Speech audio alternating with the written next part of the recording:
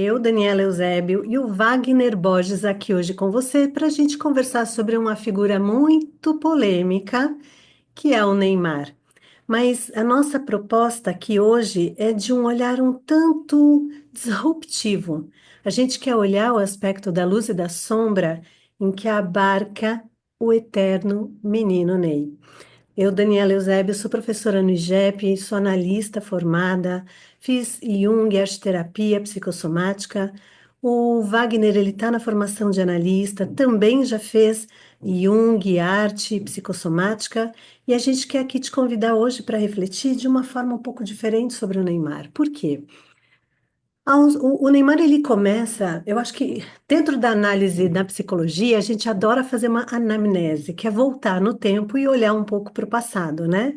Para entender a constituição de vida da pessoa. E aqui, o que a gente vai fazer com o Neymar é um estudo de caso, tá? A gente não conhece o Neymar profundamente, o que está acerca da alma dele, e a gente quer falar de uma forma respeitosa, hipotética, hermenêutica daquilo em que se passa no entrelaçamento entre o Neymar e Jung, um olhar junguiano. Então, esse menino, né, aos 11 anos de idade, ele entra lá no time de base do Santos e ele é um gênio. Não foi difícil do pessoal começar a perceber em que ele tem um olhar assim muito criativo em campo. Ele dribla os adversários, ele se diverte jogando, ele é um cara criativo para achar saídas difíceis de marcação. Então, e tudo isso, né, permeado num jeito moleque em que ele tinha, aos 11 anos, ele era um moleque, mas que ele vai cativando, e o pessoal do Santos sacou o tamanho desse talento desse menino. Ele vai crescendo, e mais ou menos aos 14 anos de idade, ele já começa a sustentar financeiramente a família. E eu acho que isso aqui é um dado importante da gente trazer, porque quando o pai e a mãe percebem de que ele é um receptáculo de dinheiro, vai, que ele está ganhando muita grana, sustentando e mudando, inclusive, né, o status da família. O pai do Neymar era um jogador de futebol fracassado que percebe o talento do filho e começa, via projeção, a viver a vida não vivida dele no filho. A mãe começa também a criar um processo de hiperproteção no meu menino, né, para salvaguardar ele das dificuldades, dos problemas da vida, para com que ele faça uma hiperconcentração na ascensão da carreira.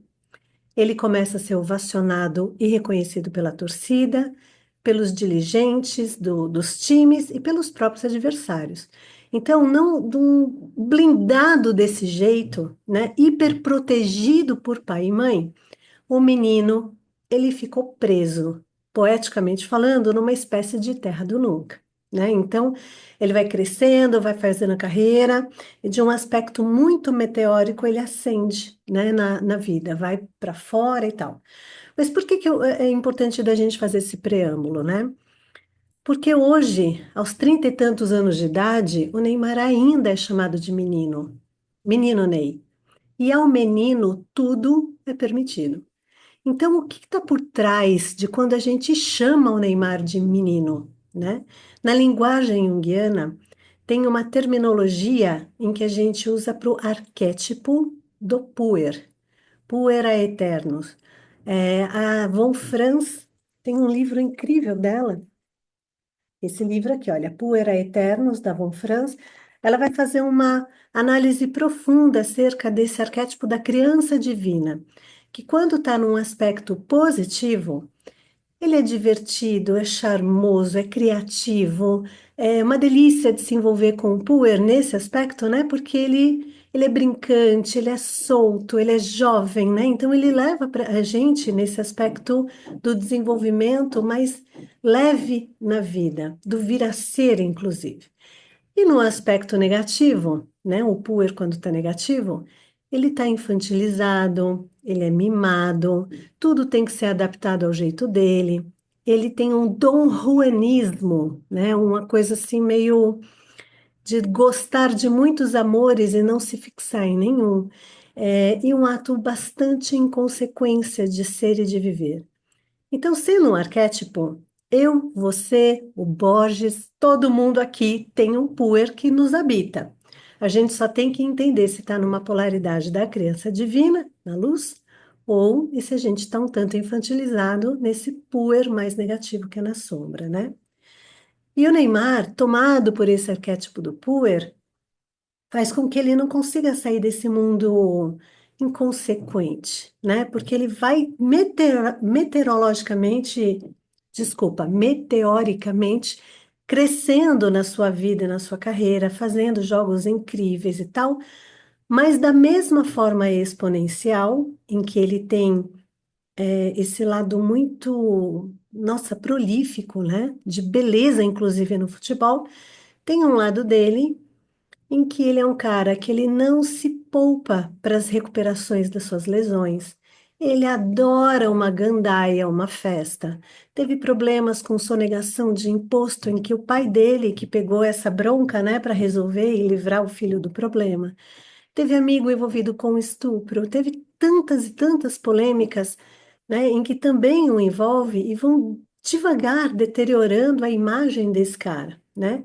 Ele só se envolve com beldades, mulheres inacreditavelmente lindas, mas ele não se fixa nenhuma, inclusive com a esposa dele atual, né, a mulher grávida, e começaram a vir notícias na mídia aí de que ele estava meio que zanzando com outras mulheres por aí.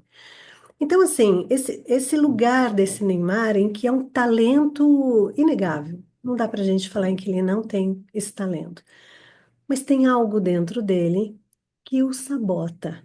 E é aqui que a gente também quer ampliar essa conversa, né, Wagner?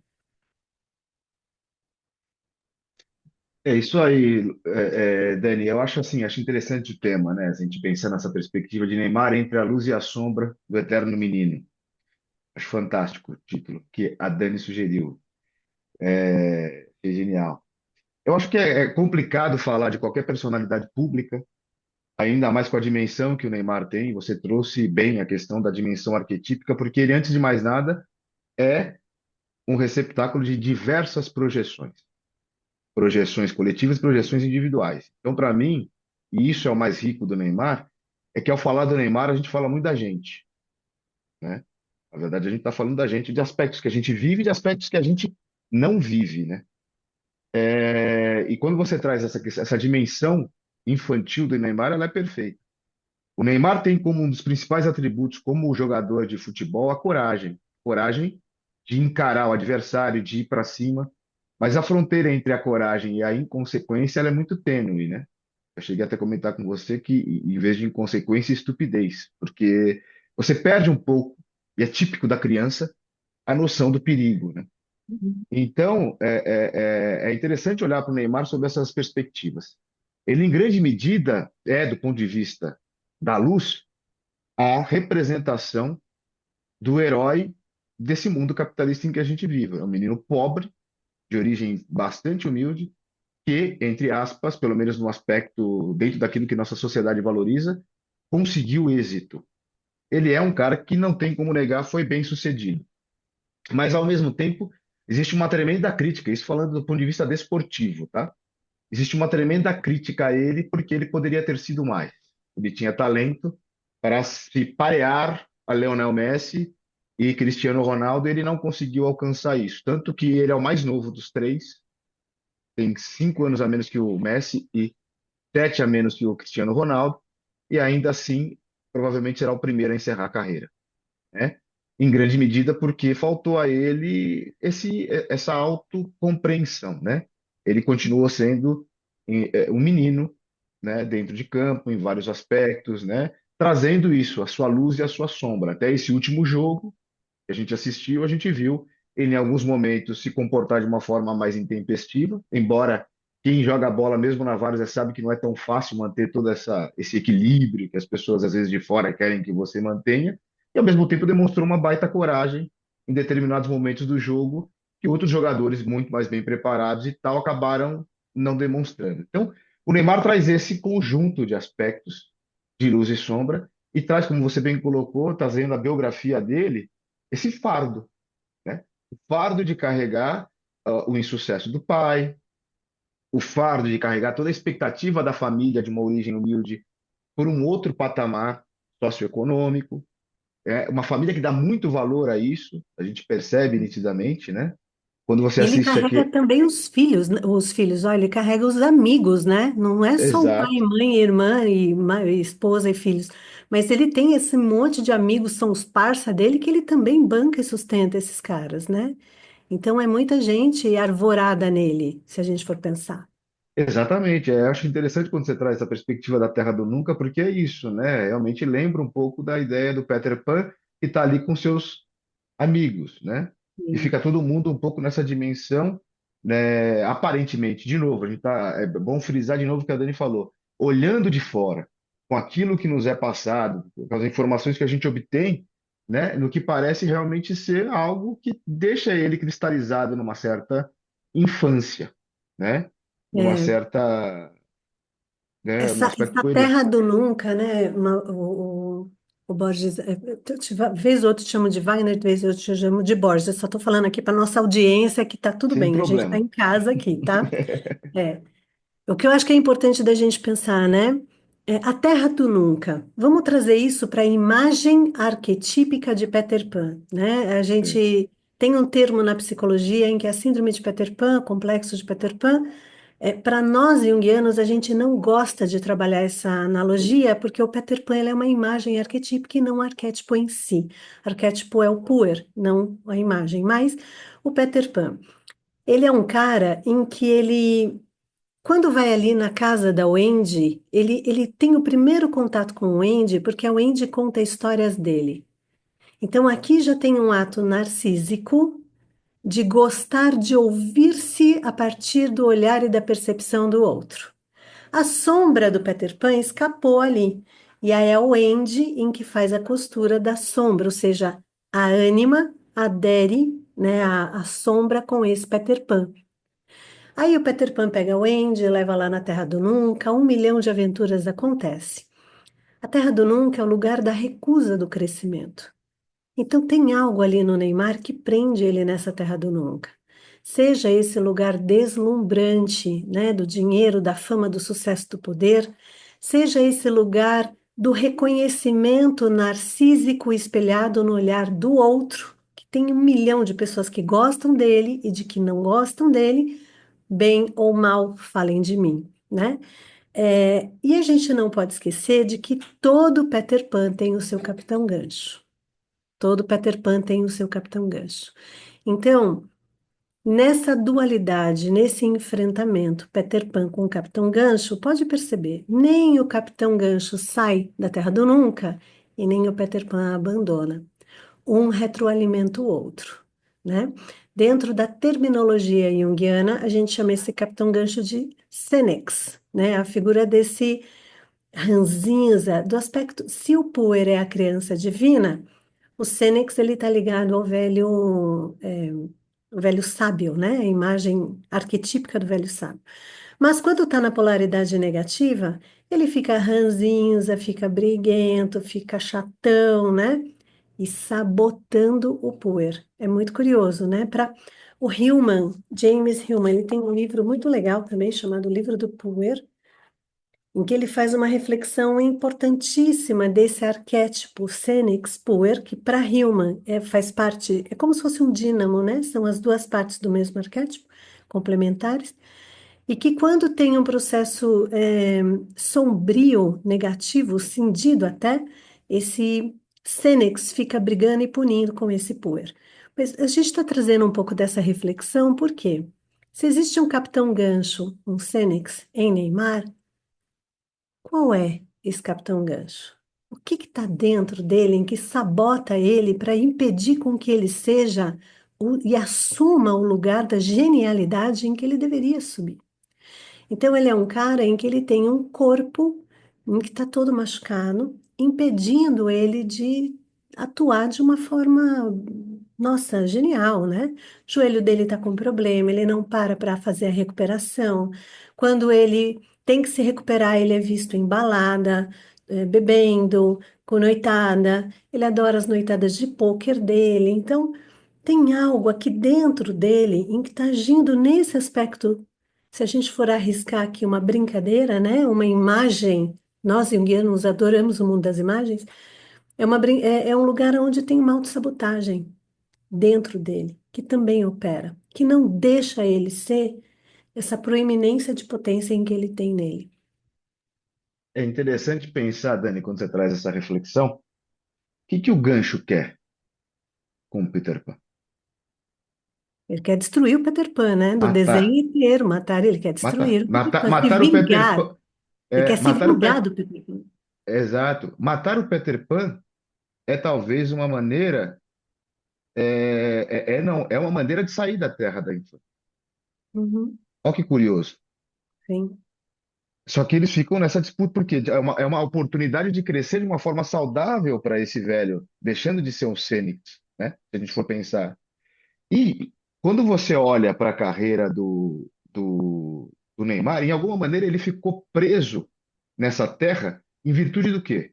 Do talento que ele tem.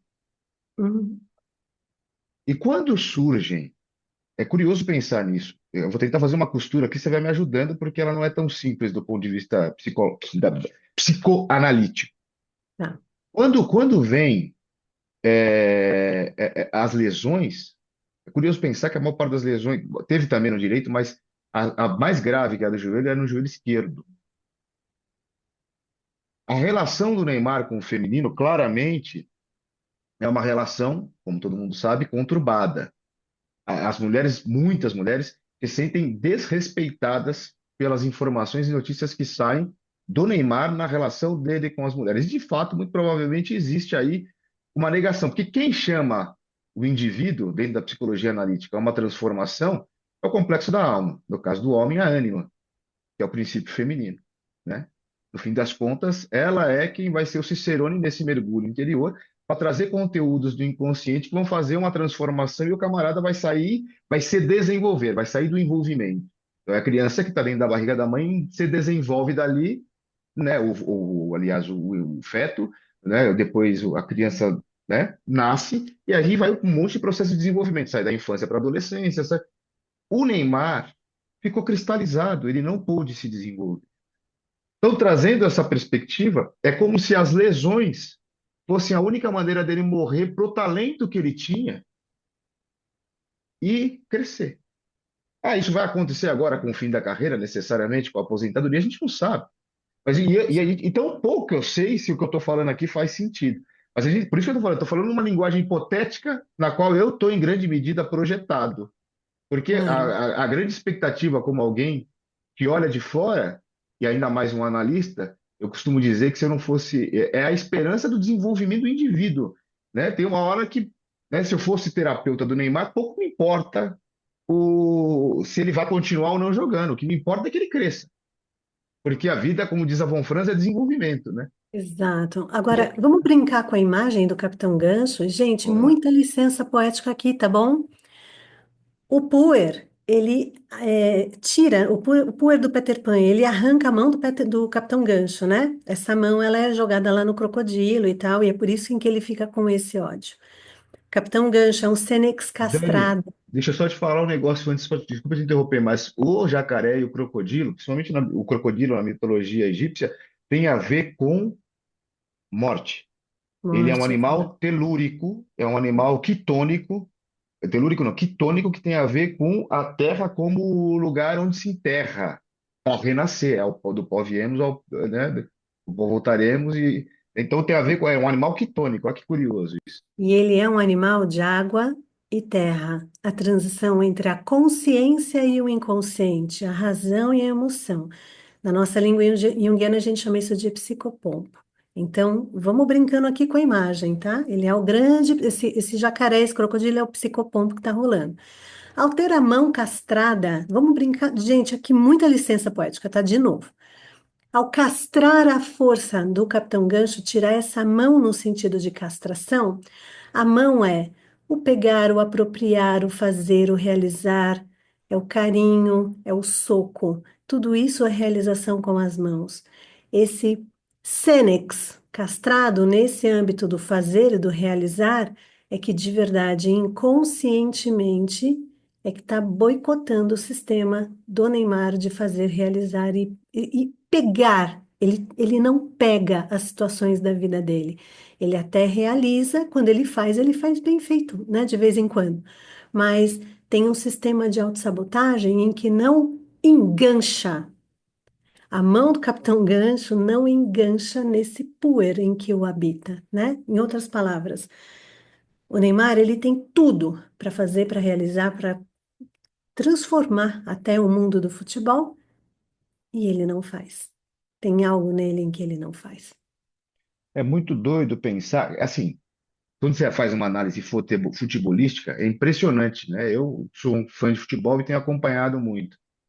O mundo inteiro reverencia o Neymar no sentido de que ele, mesmo não tendo todas as conquistas que Messi e Cristiano Ronaldo obtiveram, ele transformou, ele é uma referência. Os argentinos são, é impressionante, a quantidade de argentinos fãs do Neymar, porque essa perspectiva do jogar bonito, que é uma marca registrada do futebol brasileiro, eles falam isso claramente. Ele é um cara que manteve a magia viva, né? Então, um monte de jogador falou assim: eu paguei para ver jogo do Neymar. O único cara que eu paguei para ver jogo foi por causa do Neymar, por conta de toda essa magia, de toda essa capacidade dele de jogo e tudo mais. Mas só para fazer essa observação e trazer que, mas isso, a magia, né? Foi ao mesmo tempo encapsulante, né? Ele ficou preso nessa terra do nunca, muito em virtude dessa magia. Olha que coisa doida. Ele deixou até de fazer grandes conquistas, que tem muito a ver com a ideia de mundo adulto, de ser responsável, de estruturar uma carreira toda ela planejada, como é o caso do Cristiano Ronaldo, que é um comportamento adulto, porque ele estava preso a essa magia, né? É muito doido pensar que essa magia ela esteve encerrando durante muito tempo. Quando você pensa, né, de novo voltando para essa questão do gancho, a mão que o Capitão Gancho perde é a mão esquerda também. Uhum. Que tem a ver de novo, né? A gente, claro que não é um padrão, tá, gente? Depende muito de cada um e de como cada um enxerga e se projeta. Mas, comumente, quando você analisa as várias mitologias e os vários povos ao longo, o lado esquerdo está muito associado ao feminino. E o feminino está muito associado ao cuidado, né? Então, é interessante pensar que eu, por exemplo, até é curioso, minha experiência particular, sempre que eu estou exagerando nas minhas possibilidades físicas, geralmente o que me bagunça é o lado esquerdo, né? De alguma forma. Então, só para trazer essa perspectiva. Mas quando a gente fala, né, desse lance do Neymar, dessa morte, lembrei do que eu ia te falar, Dani. O pai do Neymar. O Neymar terminou o jogo, um jornalista puxa ele e ele não sabia que estava com o microfone ligado. Eu acreditei no jornalista. E aí o jornalista fala: E aí, como é que tá? Ele falou: Acabou. O Neymar fala para ele: Aqui eu comecei, aqui eu fechei. É aquele estádio onde ele joga e faz o gol, foi o estádio onde ele estreou pela seleção brasileira e fez um gol de cabeça. Então ele fala: Aqui eu comecei, aqui eu fechei. 2 dias depois, o pai dele escreve uma carta dizendo para ele não parar, para ele continuar jogando.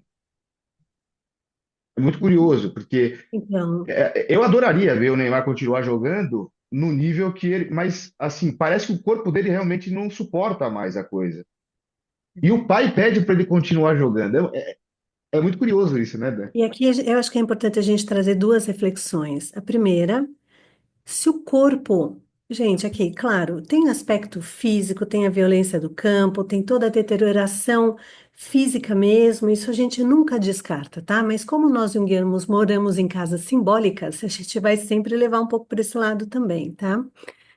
Corpo, ele fala com a gente. A gente tem que ter sabedoria para escutar a dinâmica do nosso corpo, seja através dos sintomas das doenças que estão instaladas, seja através dos processos de exaustão em que a gente mesmo se leva a muitas situações, o corpo ele dialoga com a gente. O que que será em que a alma do Neymar está falando via corpo? Será em que ele realmente precisa insistir, continuar insistindo? Eu não sei, tá? Estou deixando aqui para a gente pensar juntos esse processo. Um outro aspecto importante. O pai do Neymar, ele tem um complexo paterno. Ele exerce, né, no Neymar, na psique do Neymar, uma figura tão de autoridade, né? Ele está ali de uma forma tão, em determinados momentos, até coercitiva, né? A gente não pode esquecer que esse pai, ele está realizando a vida não vivida dele, projetada no filho. Então, para ele, esse pai talvez seja insuportável com que esse filho pare de jogar, porque isso traz ele para a realidade psíquica dele de que ele não se realizou. Então, o sonho acabou, como diria John Lennon, the dream is over, né? Então, talvez esse pai, ele está trabalhando dessa forma, né, e não respeitando, né, aí sim, não respeitando os limites em que o próprio Neymar queira colocar e esteja avisando para a gente, né? Porque se a gente for pensar friamente, de verdade, né, pensando no corpo dele, pensando na limitação dele, talvez ele não devesse nem ter sido convocado para essa Copa. Ele estava em processo de recuperação. Ele sente, gente, é dor, dói, né? Então, assim, foi uma equipe médica maciça, né? Quase obcecada ali para restaurar aquele corpo e que eu tenho dúvida se queria estar ali. E aqui, de novo, é É, no processo subjetivo. A gente é, não sabe. é muito legal isso que você está colocando, Dani, porque quando a gente pensa nessa relação com o feminino e do autocuidado, o Neymar era um cara que, como eu coloquei no começo, a coragem e a inconsequência estão muito próximas. Então, muitos jogadores experientes diziam, cara, quando você estiver longe da grande área, porque perto da grande área é risco de pênalti, você toca a bola rápido. Porque se você não tocar a bola rápido, com a qualidade que você tem, os caras vão te pegar. E perto da grande área, você segura a bola que os caras vão pensar duas vezes antes de bater, porque eles correm o risco de fazer um pênalti. E o Neymar era um cara que vinha buscar a bola atrás do meio de campo e saía driblando os caras, e tomava pancada, pancada, pancada. Então ele foi surrado, literalmente. Quer dizer, tem um comportamento um pouco suicida do ponto de vista, né? Uhum, uhum, Porque sim. não faltaram conselhos a ele no sentido de que se preserva, se cuida, tem esse autocuidado, né? Mas ele não aconteceu, né? Então, eu penso que, como a gente não conhece o Neymar, não dá para saber se é realmente uma postura mais suicida, por um lado, ou em si é uma atitude intempestuosa do Puer, porque o Puer acha em que nunca nada vai acontecer com ele. O Puer é um gênio em que vai sair de qualquer situação, ele vai enrolar qualquer pessoa, ele tem esse aspecto dessa genialidade, até um tanto arrogante, sabe, em que aparece nesse Puer. O Puer, ele sempre se acha alguém especial, né? Não tem gente igual a ele, isso tudo na fantasia, tá? Isso tudo aqui dentro dessa dimensão em que tá ali, né? Então, ele é um cara em que as pessoas tendem a se adaptar a ele, fazer o que ele quer, né? Ele faz o que ele quer, ele impõe a vontade dele. Então, eu acho que aqui a gente pode ficar, né, com essa situação em aberto. O que move o Neymar a desafiar os próprios limites? Quando ele sabe que ele tem que tocar a bola rápido e não faz. É um lugar de suicídio, de autocastração, desse capitão gancho em que está aqui tentando brigar com ele? Ou é o Peter Pan achando que pode tudo? Eu não sei. Eita, então, interessante o que você está colocando, porque para mim talvez as coisas possam ser casadas. Porque será que a ousadia do Peter Pan, se colocar o tempo inteiro em risco, até na disputa, não é alguém dentro dele? É aqui a gente, né? Gente, considerando sempre suicídio aqui, no sentido, essa morte é uma morte simbólica, que envolve aquela ideia de desenvolver-se para uma Isso. próxima etapa. Então, em que medida ele, na impossibilidade de se desenvolver e crescer dentro desse cenário todo que a Dani bem traçou, do ponto de vista biográfico, inconscientemente, alguém nele não dava esse ímpeto desafiador como uma forma de talvez se aproximar um pouco dessa transformação que ele não podia viver na praia, né? Porque com tantos conselhos para ele se comportar em forma distinta, esse ímpeto puer sobressaía. Mas quem não vai dizer que esse ímpeto do puer não é também uma necessidade de morrer, simbolicamente, Sim, para sim, aquilo que sim, se é para se transformar em outra coisa?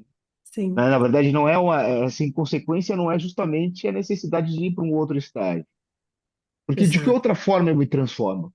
que outra forma, considerando todo esse contexto, toda a dependência da família em relação a ele poderia se livrar dessa situação? É. Dos amigos, dos parceiros, como ele poderia sair dessa? Talvez com uma impossibilidade física. Claro, ele não tem. Gente, pelo amor de Deus, né? Aqui a gente vai inferindo que o cara Não é pensou isso. É racional, não é totalmente racional. inconsciente, é totalmente Exato, inconsciente. A gente está fazendo exato. aqui uma análise numa perspectiva. Em que medida não havia uma inconsciência determinando isso para que ele fosse. Porque, do ponto de vista psicoanalítico, né? A ideia, né, Dani, é sempre que o camarada se desenvolva como indivíduo. Dane-se se ele vai ser melhor que o Cristiano Ronaldo ou que o Messi. Não é esse o objetivo. Exato, exato.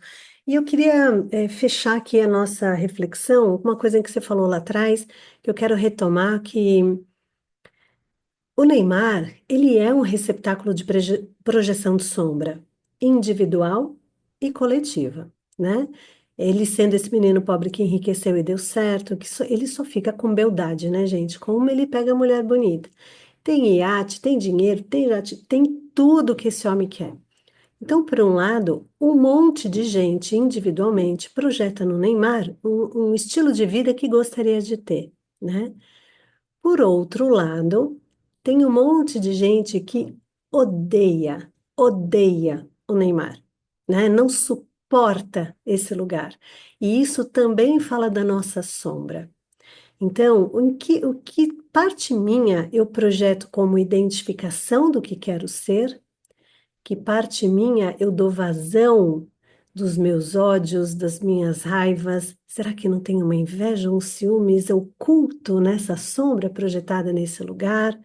Os valores dele não são condizentes com o meu, mas em que medida eu escalo projetivamente a sombra, né, a ponto de ter ódio desse cara e perder tempo? Tem muita gente que perde tempo e energia para detonar a imagem dele, né, publicamente. Então, ele também tem esse lugar, se a gente traz para reflexão interna, de que algo nele nos revela, né? Nos revela. Então, tem gente que é meio indiferente e tá tudo bem, isso não tem projeção de sombra, mas agora você imagina, para uma psique, para uma alma, receber projeção de milhões de pessoas, como será que fica essa psique, né? Porque se para nós junguianos a vida também se dá no âmbito do inconsciente, como é receber esses milhões de projeções desses inconscientes das pessoas que ou me amam ou me odeiam? Tem gente que não sustenta, né? Marilyn Monroe recebeu 1 milhão de projeções de pessoas como se ela fosse a femme fatale e não conseguiu, sucumbiu. Elvis recebeu 1 milhão de projeções de pessoas que o amavam e tudo mais, não conseguiu. Então, gente, não é fácil da gente sustentar a projeção, não é fácil, né? E aqui eu acho que é importante da gente também trazer esse aspecto humano dele, porque ele tem sim um lado da genialidade e um lado da arrogância. Ele tem um lado do excesso de brilhantismo e um excesso de pedantismo. Eu acho que esse é o ponto do Neymar, que de verdade, talvez algo nele, uma parte dele esteja operando em excessos, né? E aí o corpo excedeu e a alma se distanciou. Ela está olhando ali e falando assim: escuta, você não vai se ouvir, não? Você não volta para casa, casa interna, né? Nesse lugar. É isso aí, Dani. O Neymar é uma hipérbole, né? Ele é uma grande hipérbole humana. Então, é como você disse, os defeitos, claro que esses defeitos eles respeitam uma lógica ética de cada um dos indivíduos e uma lógica moral coletiva, e ele tem as qualidades, que também passam por todos esses aspectos. Algumas pessoas veem só os defeitos, e para mim isso é um aspecto unilateral. Outras pessoas veem só as qualidades, o que também é unilateral. Eu acho interessante, em grande medida, o nosso papo aqui teve como propósito trazer essa dimensão dual, essa dimensão mais ampla, antinômica, da representação do Neymar para todos nós, né? Para as pessoas. Querendo ou não, ele é, né, desses últimos 20 anos, ou pelo menos 20 anos, talvez seja exagero, mas por aí, nos últimos 20 anos, o único grande craque de um país que sempre se notabilizou por ter muitos craques. Cada geração trazia dois, três craques no mínimo. E o Neymar vem num período em que ele acabou sendo o único craque, né? Também tem isso, né? Também tem isso. Esse é um outro Ele é ponto. da mesma época do Ronaldinho Gaúcho ou não? Não. O Ronaldinho Não? Gaúcho é de 1980, o Neymar é de, como ele está com 34, ele é de 92. Ah, 12 anos de entendi. diferença. Tá. Tá. É que eu É, acho muito curioso porque o Ronaldinho Gaúcho ele também tem um aspecto puer. Mas é engraçado em que o puer dele não, claro, em que uma parte do comportamento dele sabota a carreira dele, né? Tanto que ele vai preso e tudo mais. Mas em campo, o aspecto puer dele brilhou tanto, né? Como era é, gostoso ver ele brincar de jogar bola. Como ele tinha menos arrogos, né, de É, pedantismo, é. de se sentir. Ele tinha uma outra postura. Era um cara que também, né, tinha bastante força dentro de campo, de não se intimidar, de não se. Mas ele foi outro perfil. Ele tinha com quem dividir. Ele não brilhou Uhum. sozinho, então ele não. Foi outra. Isso até ajuda a baixar um pouco, talvez, essa. O Neymar não. O Neymar não teve com quem dividir. Isso foi. Isso aumentou a projeção dele, mas ao mesmo tempo, né, de alguma maneira, eu penso que o Neymar acabou sendo o grande craque de uma geração derrotada. E como diz o Jung, quando tem muita luz, tem muita Muita sombra. sombra. Né? Isso Exatamente. aí. Gente, a gente vai encerrar por aqui. É um prazer sempre estar com você, Wagner. Obrigada mais uma vez Prazer, pelo convite. É, prazer o e meu, assim, Dani. a nossa preocupação, pessoal, é sempre trazer para vocês esse lugar não comum, né? Vamos pensar um pouquinho de uma forma mais disruptiva, de luz, de sombra, acerca de quem quer que seja, certo? Valeu, Dani. Forte Obrigada. abraço, pessoal. Valeu, tchau, tchau.